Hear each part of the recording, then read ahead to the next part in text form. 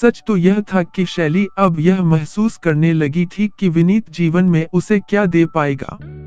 वह उससे शादी तो करेगी नहीं, ऐसे वह सिर्फ उसकी प्रेमिका बनकर कैसे सारी उम्र गुजार दे। विनीत के साथ उसका क्या भविष्य होगा। आकाश दिखने में अच्छा है और अच्छी नौकरी भी है। अच्छी कार में आता है तो जाहिर है पैसे वाला ही होगा। शैली भी आकाश में अपनी खुली दिलचस्पी दिखाने लगी। हाँ, वह यह ध्यान जरूर रखती कि ये सारी बातें विनीत की जानकारी में न आ जाएं, क्योंकि वह आकाश के बारे में सब कुछ जानने और उसकी तरफ से पक्का आश्वासन मिलने तक विनीत के मन में अपने प्रति व्यर्थ का कोई संशय पैदा नहीं करना चाहती थी। मौका देखकर शैली आकाश के साथ बाहर भी जाने लगी। अब शैली को इंतजार था आकाश के प्यार का इजहार करने और शादी का वादा करने का। अब उसे दोपहर में विनीत का इंतजार नहीं रहता था, बल्कि विनीत के आ जाने से उसे कोफ्त ही होती थी। अक्सर वह दोपहर और रात में आकाश के साथ उसकी कार या बाइक पर घूमती या दोनों किसी दूर और एकांत जगह पर जाकर बैठे रहते। विनीत के पूछने पर वह यह बहाना बना देती कि किसी सहेली के साथ गई थी। आकाश से एकांत में मिलने पर शैली का मन मचलने लगता था, लेकिन आकाश का मर्यादित व्यवहार देखकर उसे अपने ऊपर संयम रखना पड़ता था। आकाश कभी उसे हाथ तक न लगाता। शैली को भी अपनी उच्छृंखल मनोवृत्तियों को काबू में रखना पड़ता ताकि आकाश के मन में उसे लेकर कोई गलत धारणा न बैठ जाए। वह नहीं चाहती थी कि किसी भी तरह से आकाश के मन में उसके उन्मुक्त आचरण को लेकर कोई संशय उभरे और वह उसे छोड़ दे। इसलिए आकाश के सामने वह अपने आप को सौम्य, शालीन और मर्यादा में रहने वाली दिखाने की हर संभव चेष्टा करती। आखिर करीब 3 महीने साथ साथ कुछ समय बिता लेने के बाद आकाश ने शैली के प्रति अपनी चाहत का इजहार कर ही दिया। शैली उस दिन बहुत खुश थी। आकाश के दिए लाल गुलाब को हाथ में लिए वह देर तक अपने सुनहरे भविष्य के सपनों में खोई रही। अब उसे विनीत की बनी रहने की कोई जरूरत नहीं है। अब वह आकाश की ब्याहता पत्नी बनेगी। अगले दिन आकाश उसे अपने माता पिता से मिलवाने ले जाने वाला था। उसने अपने माता पिता को शैली के बारे में बताया था। वे और आकाश की दोनों बहनें शैली से मिलने के लिए अत्यंत उत्सुक थीं। शैली उस दिन बहुत अच्छी तरह से तैयार हुई। वह आकाश के सामने किसी भी कीमत पर 19 नहीं दिखना चाहती थी। वह आकाश के परिवार पर अपना पूरा प्रभाव जमाना चाहती थी कि वह आकाश से किसी माने में कम नहीं है।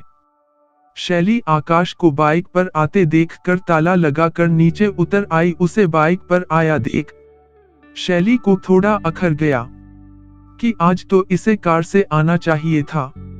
आज तुम कार से नहीं आए, अपनी होने वाली पत्नी को तो तुम्हें अपने माता पिता से मिलवाले कार से ले जाना चाहिए था न। शैली ने ठुनकते हुए आकाश से कहा।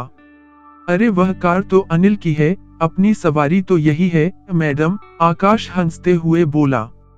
दरअसल मुझे ड्राइविंग का बहुत शौक है, इसलिए उसकी कार हमेशा मैं ही चलाता हूँ। अभी तो मेरे पास कार नहीं है, पर तुम चिंता क्यों करती हो, हम दोनों मिलकर जल्दी ही कार भी ले लेंगे, आकाश ने सहज रूप से कहा। पर शैली का मन बुझ गया। हालांकि आकाश ने अपने बारे में कभी कुछ बढ़ा चढ़ा कर नहीं बताया, तब भी शैली मानकर चली थी कि वह बहुत पैसे वाला और कार बंगले वाला है। 10 मिनट में ही वे दोनों आकाश के घर पहुंच गए। घर देखकर शैली का मन और खराब हो गया। वह तो सोच रही थी कि आकाश हाईफाई लग्जूरियस बंगले में रहता होगा, लेकिन यहाँ तो एक अत्यंत साधारण सा पुराना सा मकान है। कॉलोनी भी पॉश नहीं थी, साधारण मध्यवर्गीय लोगों के ही घर थे।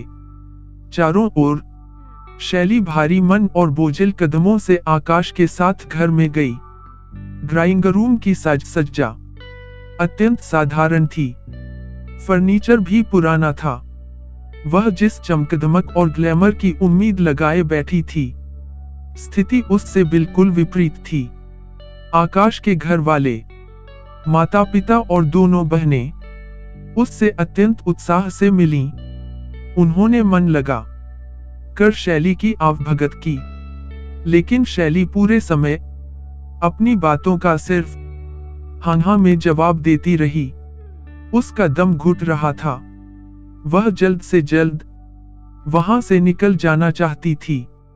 2 घंटे बाद आकाश उसे लेकर चला और उसे उसके घर छोड़ने से पहले एक रेस्टोरेंट ले गया। आकाश के घर से निकलकर शैली ने खुली हवा में आकर ऐसे चैन की सांस ली जैसे वह जेल से छूटी हो। दोनों एक कोने वाली टेबल पर जाकर बैठ गए।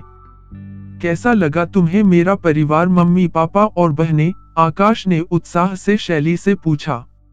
शैली उसकी बात का कुछ जवाब देती इससे पहले ही वह बताने लगा कि उसके माता पिता और बहनें कितने अच्छी हैं, उसे कितना प्यार करते हैं, शैली को भी कितने प्यार से रखेंगे वगैरह। शैली अंदर ही अंदर कसमसा रही थी। वह आकाश से प्यार भी करती थी और उसके पुराने घर में बुझी हुई मध्यवर्गीय जिंदगी भी जीना नहीं चाहती थी। अजीब सी कश्मकश में गिरी थी वह। आकाश ने भी भांप लिया कि उसके परिवार से मिलकर शैली खास खुश नहीं है। मेरी पढ़ाई में भी बहुत पैसा लग गया और अब एक बहन इंजीनियरिंग की पढ़ाई कर रही है और दूसरी पूना के प्रतिष्ठित कॉलेज से MBA करना चाह रही है। इन दोनों का खर्च कुल मिलाकर 10 लाख तक हो जाएगा। फिर दोनों का विवाह करना है। पर तुम क्यों चिंता करती हो, हम दोनों मिलकर सब ठीक कर लेंगे।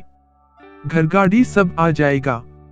हाँ, कुछ साल लगेंगे, आकाश ने बड़े प्यार और विश्वास से शैली की ओर देखते हुए कहा। उस दिन शैली ने बात आगे नहीं बढ़ाई और घर आ गई। दूसरे दिन उसने सारी बात पूनम को बताई। आकाश जिस तरह से हर चीज खरीदने में हम कह रहा था, उससे तो साफ जाहिर है कि वह मेरे पैसों का उपयोग अपना घर चलाने में करना चाहता है। शैली ने कहा, मेरा से तेरा मतलब क्या? शादी के बाद तो वह तुम दोनों का होगा न? पूनम ने सहज स्वर में कहा। कम ऑन यार, अगर पैसा मैं उसे दे दूं घर या कार खरीदने के लिए तो मेरे पास क्या बचेगा? मैं क्या अपनी लाइफ एंजॉय कर पाऊंगी? शैली का स्वर तल्ख था। ये क्या तेरा मेरा कर रही है? घर तो तेरा ही होगा, कार में भी तो तू ही घूमेगी न? पूनम ने उसे समझाया। क्यों, उसका बड़ा कुनबा नहीं है क्या? अगर मैं अपने पैसों से घर खरीद भी लूं तो मुझे उस घर में क्या मिलेगा? एक कमरा और क्या? शैली ने भुनभुनाते हुए कहा। शादी को लेकर मेरे भी तो कुछ अरमान हैं। वे दिन बीत जाने के बाद वापस थोड़े ही आएंगे, शैली ने अपना तर्क रखा। जैसी तेरी मर्जी। सच तो यही है कि विनीत के साथ रहते हुए तू बस अपने लिए जीना सीख गई है। तुझे जीवन में और किसी से कोई लेना देना नहीं रहा है। लेकिन विनीत पर अधिक भरोसा मत रखना, वह शादीशुदा है, अपनी पत्नी को छोड़कर तुझे तो अपनाने से रहा। आकाश तुझे सच्चे मन से चाहता है। क्या हुआ अगर उसके साथ शुरुआती सालों में तू चकाचौंध भरी जिंदगी नहीं जी पाएगी? पर उसका भविष्य तो उज्जवल है, पूनम ने कहा और उठकर अपनी सीट पर वापस आकर अपना काम करने लगी। वह जानती थी शैली की आंखों पर ग्लैमर की पट्टी चढ़ी हुई है। वह संघर्षपूर्ण जीवन या सामंजस्य के लिए किसी भी तरह से तैयार नहीं होगी।